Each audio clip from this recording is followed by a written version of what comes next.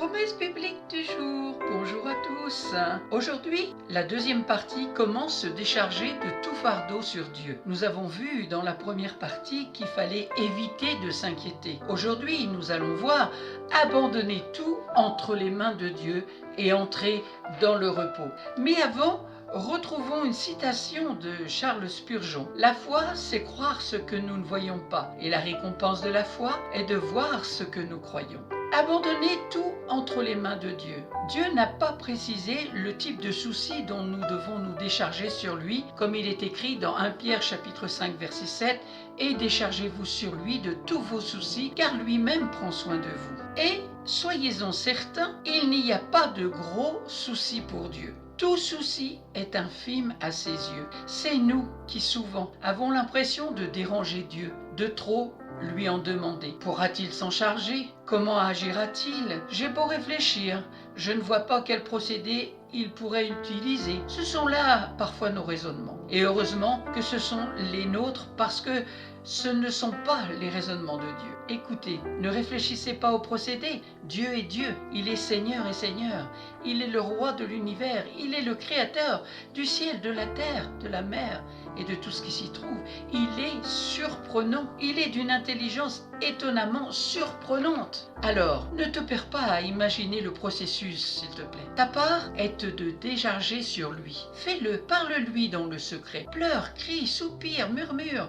Répands ton cœur devant Dieu. Dis-lui tout. Confie-lui que tu as peur, que tu ne sais que faire, que tu t'attends à lui, que tu ne vois pas d'issue, mais que tu lui fais confiance. Ensuite, entre dans le repos. Comme il est écrit dans Matthieu chapitre 11 verset 28, « Venez à moi, vous tous qui êtes fatigués et chargés, et je vous donnerai du repos. » Alors que nous abandonnons tout fardeau à Dieu, il nous offre son repos en retour. Quel gâchis ce serait de se décharger auprès de Dieu et de repenser au fardeau. On le sentirait toujours peser sur nos épaules. Le sentiment à ressentir est un sentiment de soulagement et de libération. Dieu n'est pas un homme pour mentir, ni le fils d'un homme pour revenir sur sa décision. Ce qu'il a dit, ne le fera-t-il pas? Ce qu'il a déclaré, ne l'accomplira-t-il pas? C'est dans Nombre chapitre 23 verset 19. J'ai donné à Dieu 1000 raisons de ne pas m'aimer, et aucune ne l'a fait changer d'avis. Parce que Dieu nous aime d'un amour éternel, d'un amour incommensurable.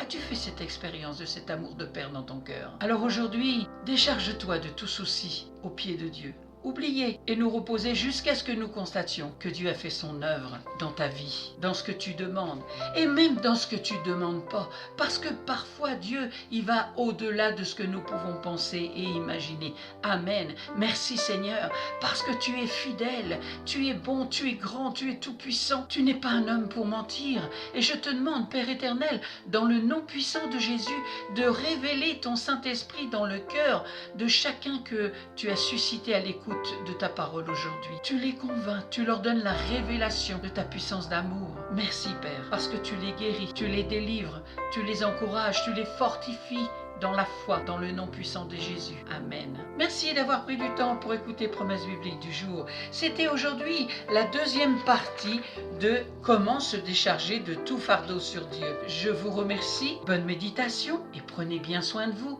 Je vous dis à très bientôt.